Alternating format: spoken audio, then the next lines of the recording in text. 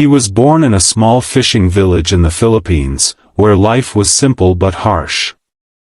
His family lived in a fragile wooden hut by the shore, patched up many times to survive the storms.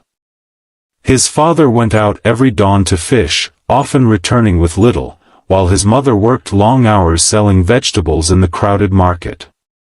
They barely had enough to eat, but they always had love.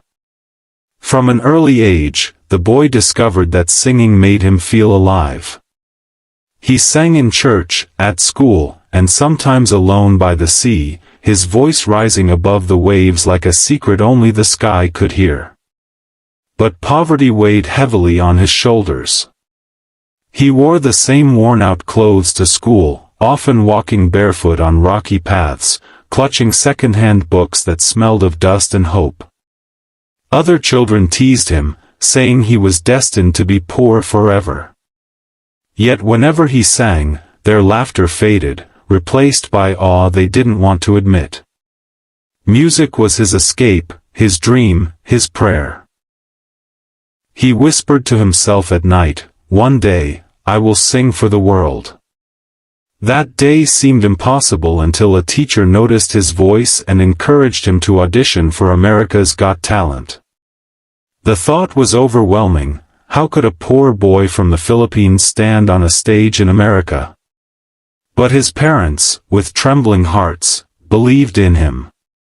They sold small things, borrowed from relatives, and managed to secure the trip. His mother stitched together an old shirt so he would look presentable, while his father gave him his blessing with calloused hands on his shoulders. When the day came, he clutched his small bag, boarded a plane for the first time, and whispered a prayer as the engines roared. He was terrified, but he knew this was the chance of a lifetime. The moment finally arrived when he stood backstage at America's Got Talent. The lights were blinding, the cameras moved like giant eyes searching for stories, and the sound of the cheering crowd made his heart pound faster than ever before. He was only a boy from a small fishing village, yet here he was, about to face the world. He looked down at his shoes, old and borrowed, slightly too big for his feet, and felt a surge of nervousness. His hands shook, his throat tightened, and for a moment he wanted to run back. But then he remembered his father's words, "Sing with your heart, Anak, and people will listen." He closed his eyes, took a breath, and stepped out. The stage felt enormous. Bright spotlights blinded him, but he could feel thousands of eyes watching. The judges sat before him, larger than life. Simon leaned forward, studying him with that piercing gaze, while Sophia and Heidi smiled warmly. Howie gave a small nod of encouragement.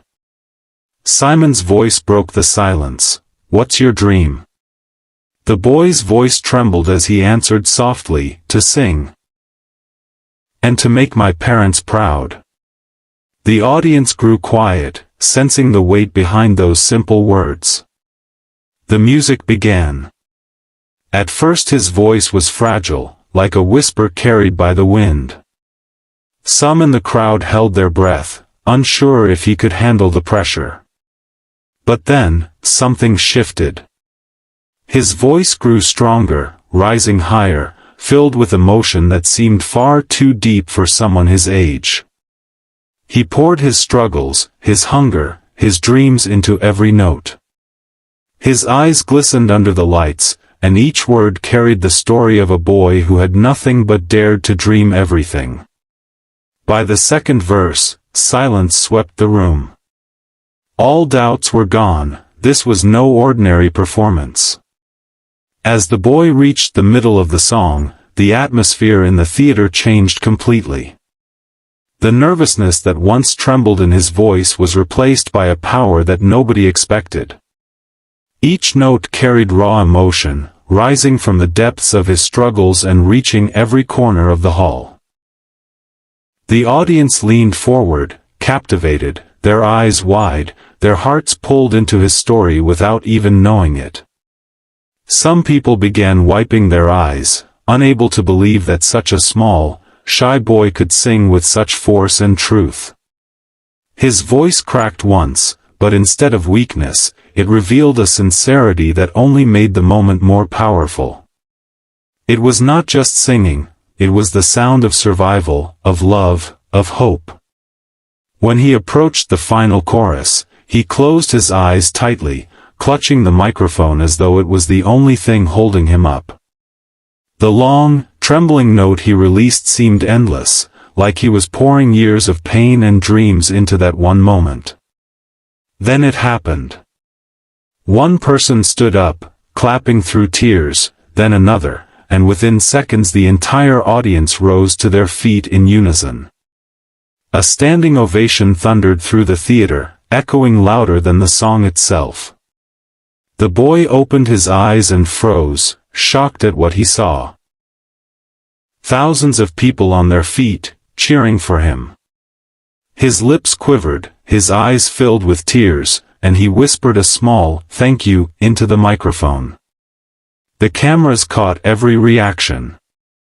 Heidi pressed her hands against her face in amazement, Sophia shook her head in disbelief, and Howie simply mouthed the word, "Wow." But it was Simon's rare smile, soft yet approving, that carried the weight of the moment. For the boy, this was no longer just a performance. It was proof that even a poor child from the Philippines could move the world with a single song. When the last echoes of his song faded, the theater was still roaring with applause. The boy stood frozen in the center of the stage, his chest rising and falling as tears rolled down his cheeks. He could barely process what had just happened.